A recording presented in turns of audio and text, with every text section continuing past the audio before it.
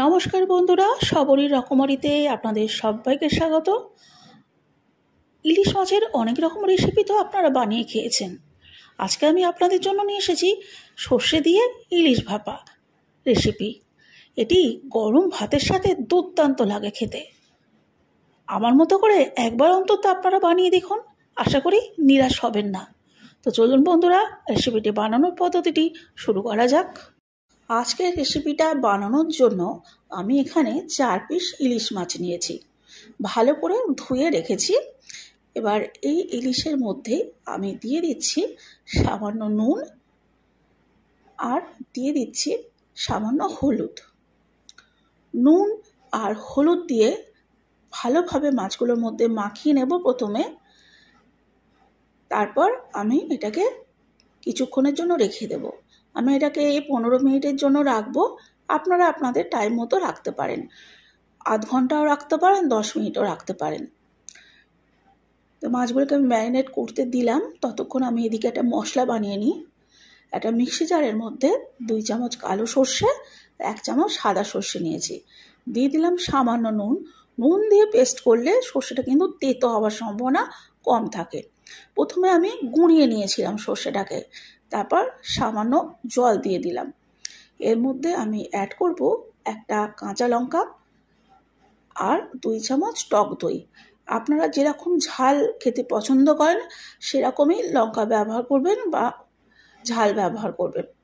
আমি খুব একটা বেশি ঝাল খাই না, তাই ঝালটা কমই দিলাম। আর কিছুটা নারকেল কুড়ো আমি দিয়ে এরকম সুন্দর একটা স্মুথ পেস্ট বানিয়ে নিয়েছি।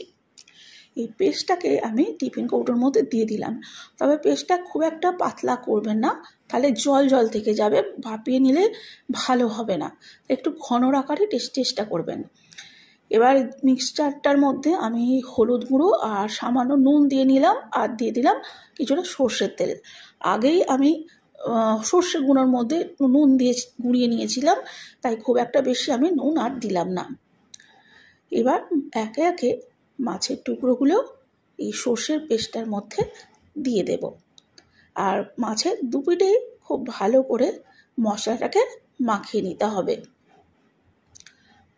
আমি আগে পেস্টের মধ্যে কিছুটা সর্ষের তেল দিলাম, এবার ওপর থেকেও আরও সামান্য সর্ষের তেল ছড়িয়ে দিচ্ছি।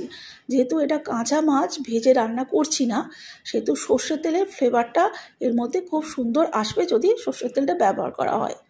আর 2টো কাঁচা লঙ্কা দিয়ে দিলাম, আর ঢাকা দিয়ে আমি এবার এটাকে ভাপিয়ে নেব।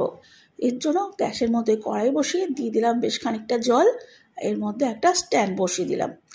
জলটা যখন একটু ফুটতে আরম্ভ করবে তখন তার মধ্যে টিফিন বক্সটা বসিয়ে দিতে হবে।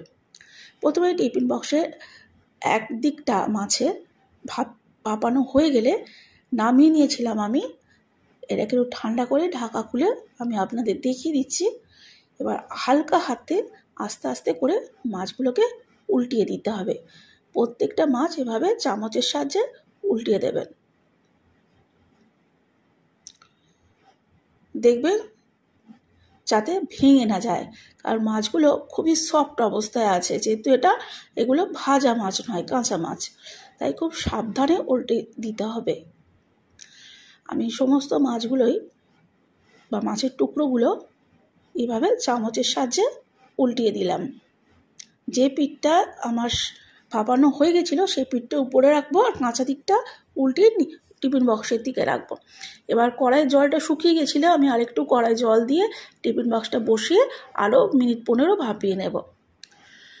এবার দেখুন 15 মিনিট বাদে জলটা একদম শুকিয়ে এসেছে। আমি টিফিন বক্সটাকে নামিয়ে নিয়েছি।